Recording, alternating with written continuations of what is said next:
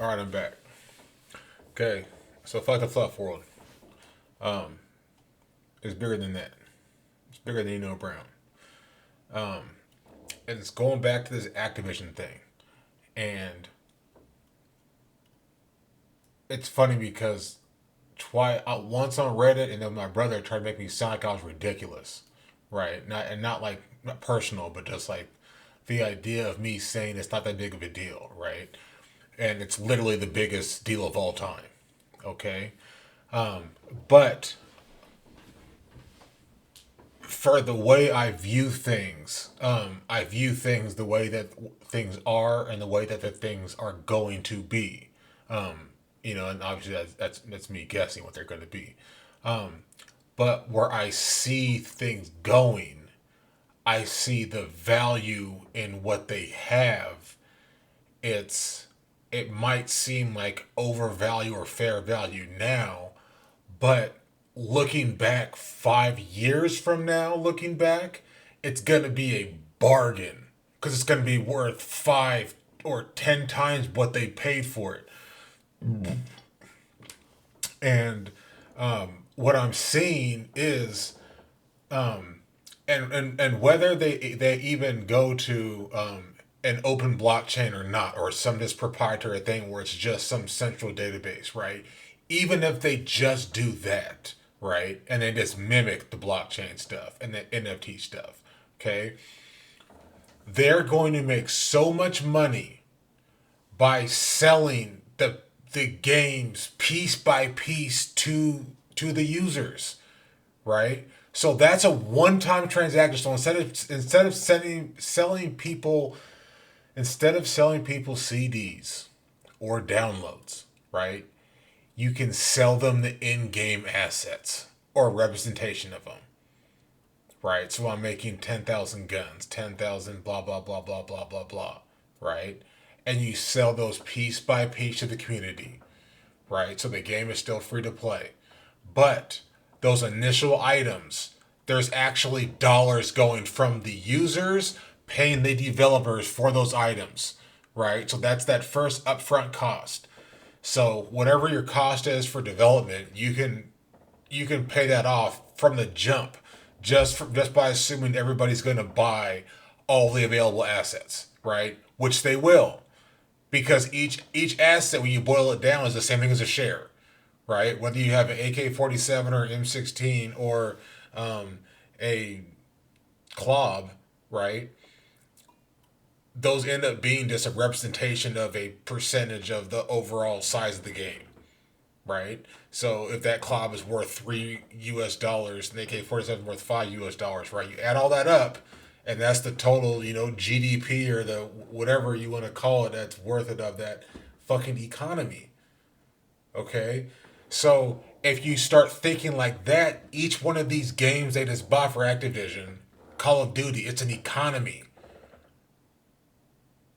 and everyone will buy every single asset you create. People will buy it. And if you tell them that they own it, right, they'll have no problem paying you exorbitant fees. So you can actually take more per transaction, right? 5% on a sale of paper wealth is ridiculous. People just bought a fluff for $100,000 and they got 5% of that taken from the seller, right? Because they're selling paper wealth. They're just moving that around. Okay?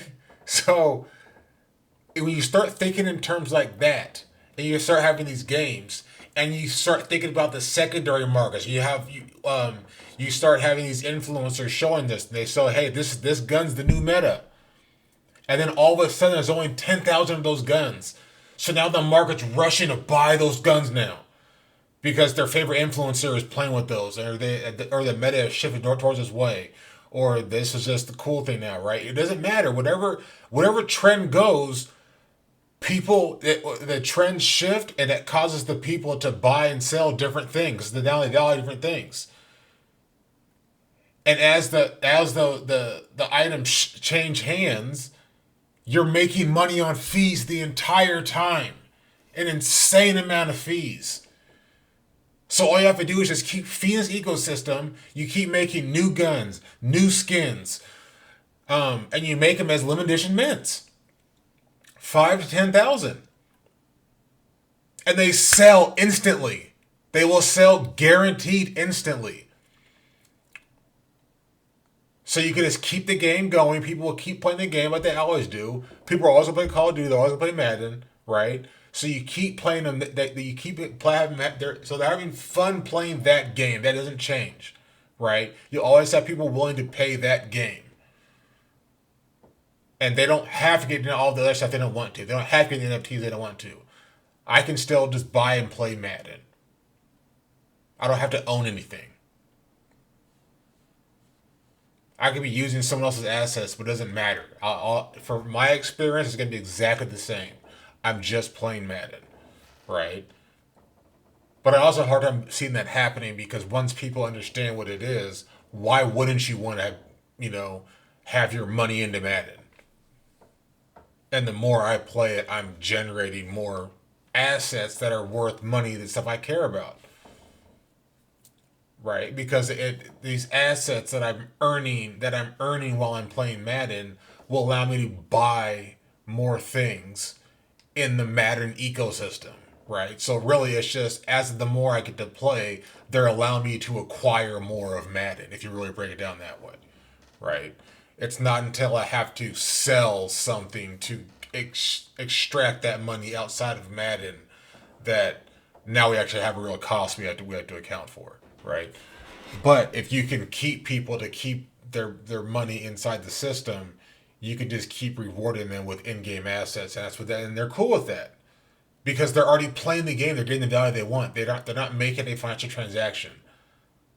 They are just playing the game, and so if they can make money within the game, and then you can tell them, hey, you can spend this in-game money for more of what you actually want, more gameplay, owning more things in the game you like playing. They're gonna say, yeah, I'm gonna do that, right? Why wouldn't I? It's the same thing as I'm playing Grand Theft Auto.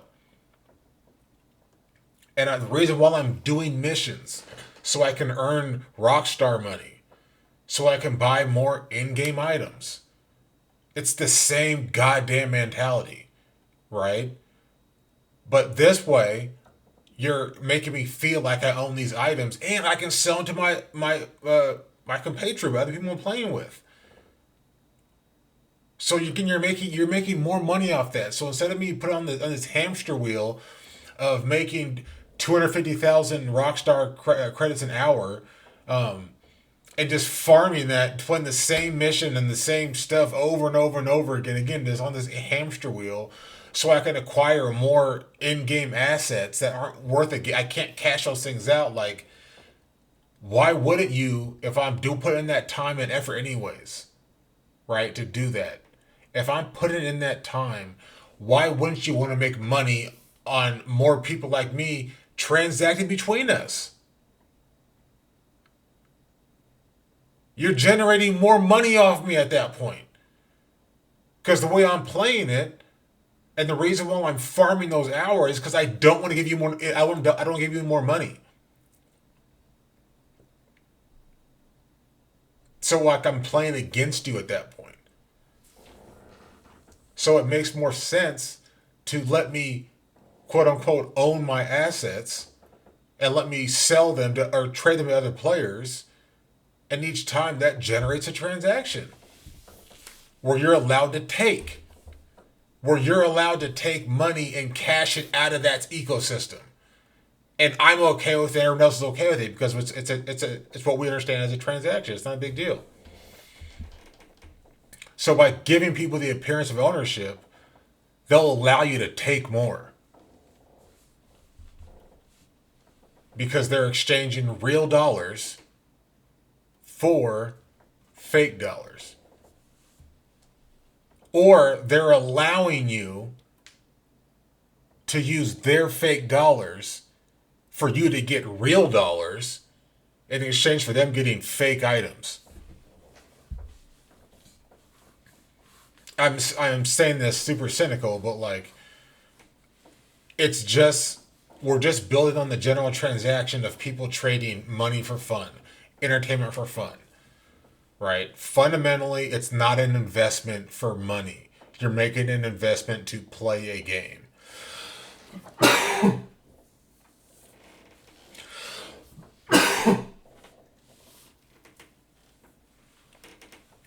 And this is just a layer on top of it. Much in the same way, I can be invested in a sports team and not spend any money directly.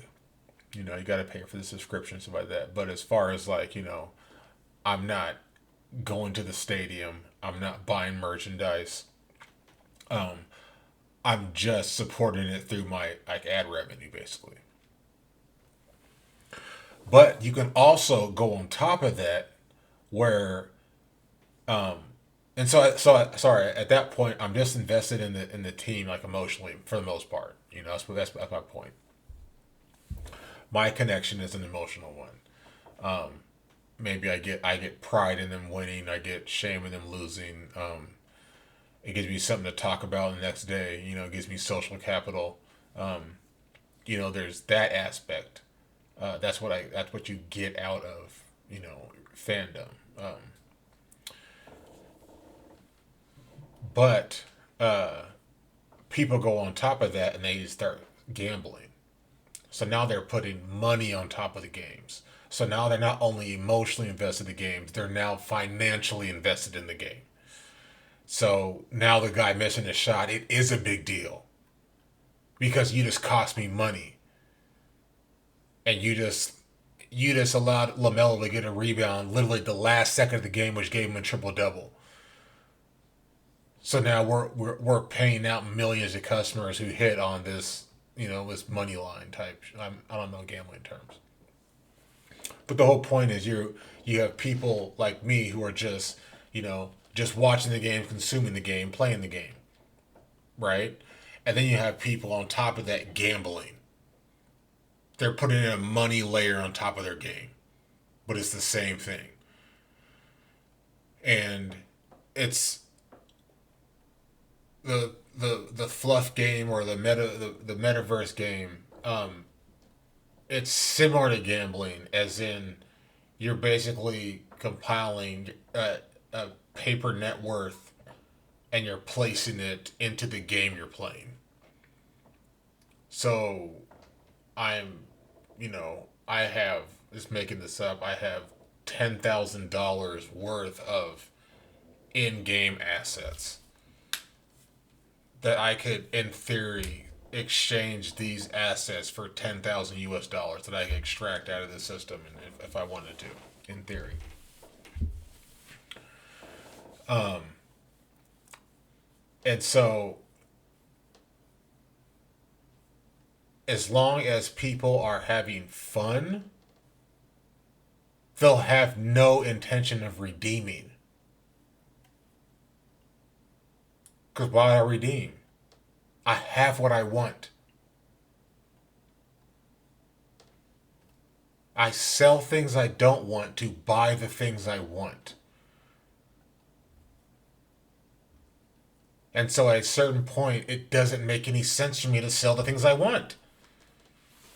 I have what I have. So I'm not going to sell. There's no danger of me selling this. The only danger is if I stop having fun and I stop liking this game, I'm going to not want this asset anymore. So at that point, yeah, I'm selling it.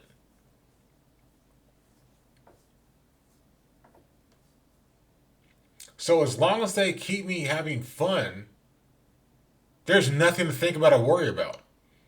I'm in. And I've seen a Grand Theft Auto. I've seen my investment that I put in those games. And then I see the people on Reddit and the forums who it's literally a full-time job they're playing, grinding.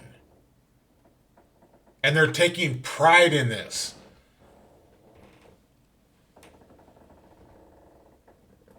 Talking about I made $100 million,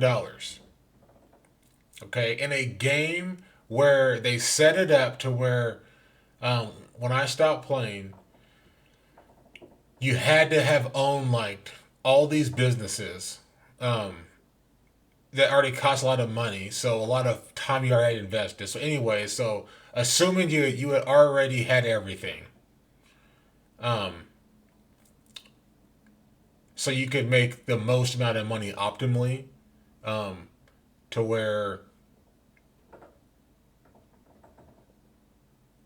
there's there's missions that have that have the highest payout, but you can only do those like there's like a timer on them. So either they take a certain amount of time to complete, and or there's a cooldown afterwards. So after you complete it, you have to wait, an hour until you can play it again.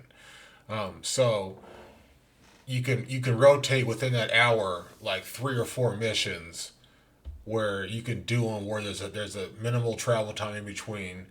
So you're basically just playing a mission, getting a reward, playing a mission, playing getting a reward, playing a mission, getting rewards. Basically, why every time you're playing, you're making money. That's the idea. So you're just cycling through these missions, just 1, 2, 3, 4, 1, 2, 3, 4. As soon as one's over, then boom, you trigger this mission, which is like an in between mission. So it's like I'm gonna get some cargo and go, and so I'm getting paid to travel across, right? And so you're not at that point. You're not actually playing Grand Theft Auto anymore. You're grinding to make money, and you could average it out to where if you do it efficiently, you could make $250,000 an hour, right? And then like every other hour you could make like 350,000, because you could do certain special things like every other hour, something like that, right? But the point is, they uh, they they made it impossible to earn the in-game money faster than this rate. 250,000, 350,000, right? That was the if you do everything efficiently, this is the most you can earn in this game, right? So if you think about it like that, it takes you 4 hours playing that way to make 1 million. And then mind you, with that, there's fees in between. So you have to pay for bullets. If you blow people's car, you have to pay for their insurance, right? There's like penalties for doing things, right? So of that $1 million you made, if you played 4 hours and you did octopus, you made $1 million. Of that, you're probably paying 10 to 20% in fees or mission costs or setup costs. Yeah, because some missions there's an upfront cost you got to pay to do them, right? So yeah, so even with that $1 million you made of those 4 hours, let's say you're only taking 3/4 of that, so 750,000 after 4 hours. So anyways, you just multiply that to get to like $100 million that people get to in cash. Think of how many hours that they put into that.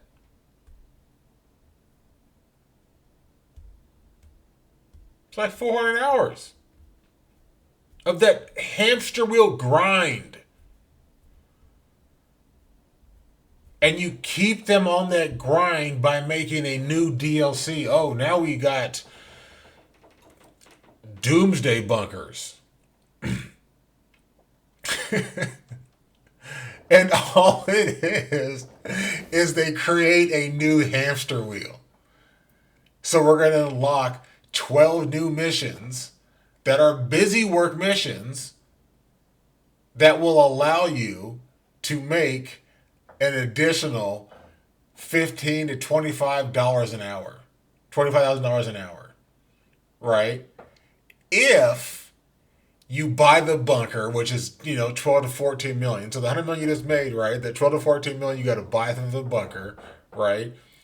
And then you have to buy for the different levels of bunkers, and then you have to pay for the interior, and there's shit to buy in the bunker, right? And so at a certain point, you just drop like $50 million on this bunker. And again, the whole point, everything you just bought, the bunker, the improvements to the bunker, right? All those do is allow you to make more money per hour. So the 100 million you just made, They just got you to sink 50 of that back in this new hamster wheel that allows you to do more of the grind. That's it. So people can keep exchanging their time in exchange for these assets, or you can just pay money. You know what? My time's worth more than $250,000, 250,000 Rockstar hours. It's just my time's worth more than that. I'm just gonna buy them. Same result. I want to play the game. Just gonna buy them.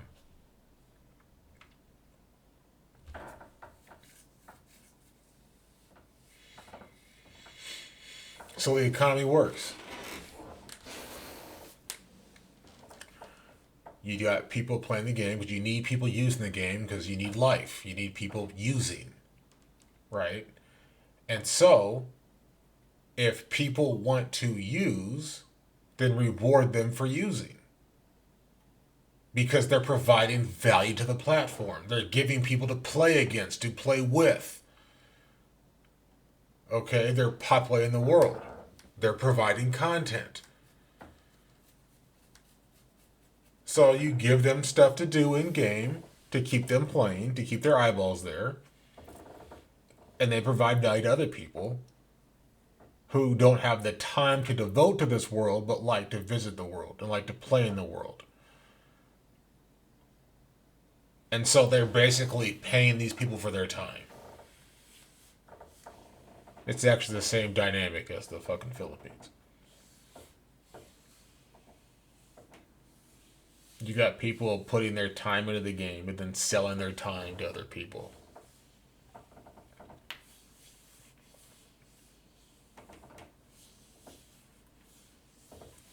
So I think the fundamental shift here is you're opening it up so you're allowing people to feel like they have equity. Well, you give them equity. So you still have that initial sale that people have of they're buying shark cards, they're buying Rockstar credits. You still have that dynamic where they're still exchanging US dollars for your currency, your Rockstar credits. So you're having that point of sale, boom, right there, it's done. Then at that point, they can apply those Rockstar credits to whatever in-game assets they want. But as far as you're concerned, you've sold your product. They gave you fiat, you gave them something you created. And they're happy with it.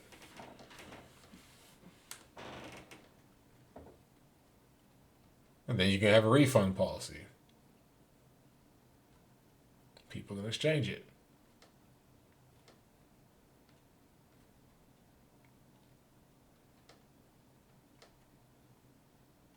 It's actually not it's the same relationship where it works. It ends up working functionally the same. It's the same spirit behind a refund policy. You're buying something from me with a certain expectation. Now, if you bought this thing and it met your expectation, it's not fair for you to take it back to me and tell me, hey, this met my expectation, but I want you to take it back. That's not fair. That's abusing a refund policy. But if you bought something and it did meet your expectation, it's reasonable for you to return it back to me and saying, hey, this is not what I expected, and I get my money back. That's reasonable. So there's no difference between me being able to buy my entertainment and within 30 days, if this is not fun, it's not what you sold to me, you know, I've already put my time into this, but let me get my money back. Right?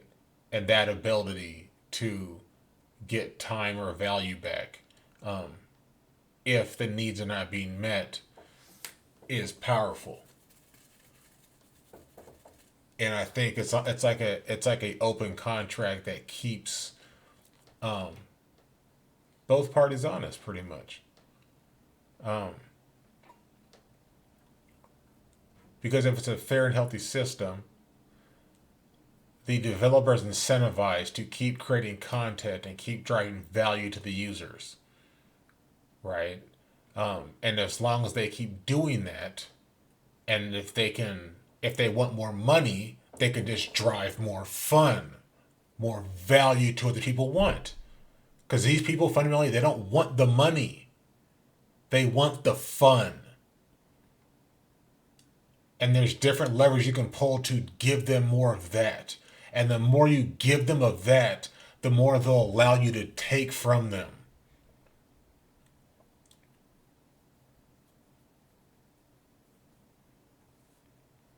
You tell someone who has the game they want, and hey, we're dropping Ferraris next week. I want a Ferrari. So next week rolls around. Ferraris come. I'm eligible if I want to, I can buy one for $500. I'm buying that. Given the option right there of like, okay, you have this spot right now online. You can, if you want, you can sell this spot online for $500 and get $500 cash, or you can get this Ferrari, this fake Ferrari. That's going to cost you $500 to mint. So you're paying $500 for it. So your options are buy a $500 fake Ferrari or receive 500 US dollars. Those are your options. Actually, it's even worse than that. Pay $500 for this fake Ferrari or make $1,500, right, by selling the Ferrari. So these are options. And the fact that I would choose to give you $500 as opposed to being allowed to extract $1,500 from the system, that shows you the exchange right there. I'm giving you $500. Boom, that's yours. Because you're giving me what I want. It's fun. You're providing me more fun.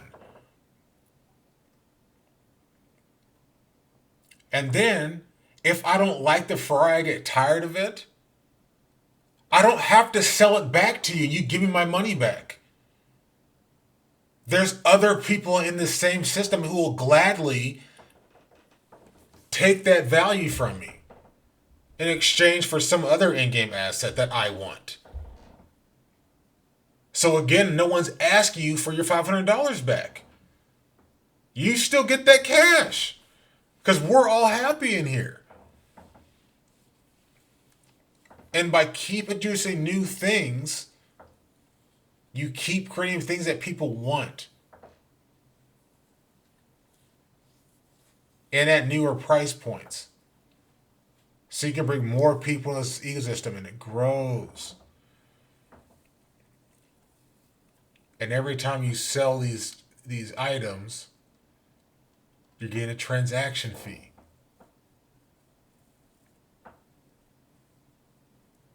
And if you're a minnow, there's always a new project you can get in on. There's always a new mint. You couldn't buy fluffs. You couldn't buy brains. But then the party bears came out. When those mints came out, you could have got one. I don't know how low it went. Let's say, 0.1 ETH. You could have got one for $300, $200. Then, a month later, it's worth $5,000. And it allows you to mint this next NFT. So now you're an ecosystem. And as long as you keep holding, you keep getting whitelist spots, which allow you to get more things of value, which in reality is you just exchanging your money for more paper wealth.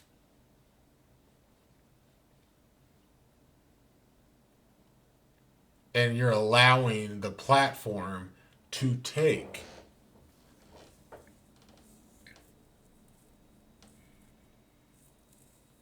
And what I think with altered state, I think it's decentralized, and I think it's supposed to be going back to the users, but I don't know.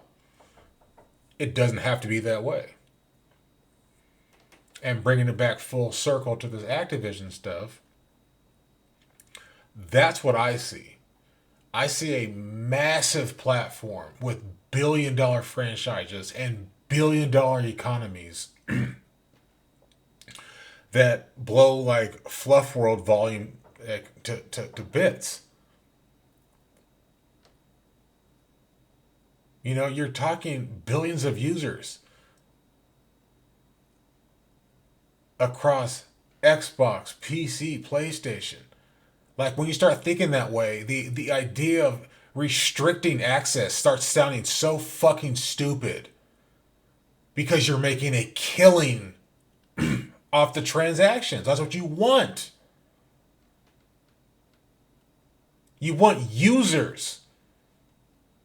And if you have to cut in Sony, then who gives a fuck? You're getting so many more users. And so more transactions that you weren't getting beforehand.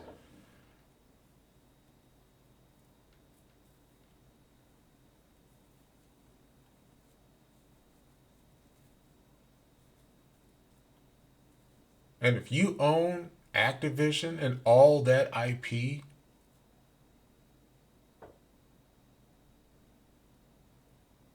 you can keep taking and people are never going to ask for their money back. Because there's always something that they want there. Because they just want to play games. So you just have to keep providing them content. Provide them entertainment because that's the deal. You keep doing that and they will keep giving you money or allowing you to extract money from them. And you just abstract it away by playing like a game where I'm getting more in-game assets. And because I'm getting that, I have no problem with you selling some of our equity for cash. You get to cash out. I'm cool with that. The more you produce, the more you're allowed to cash out. That's the deal.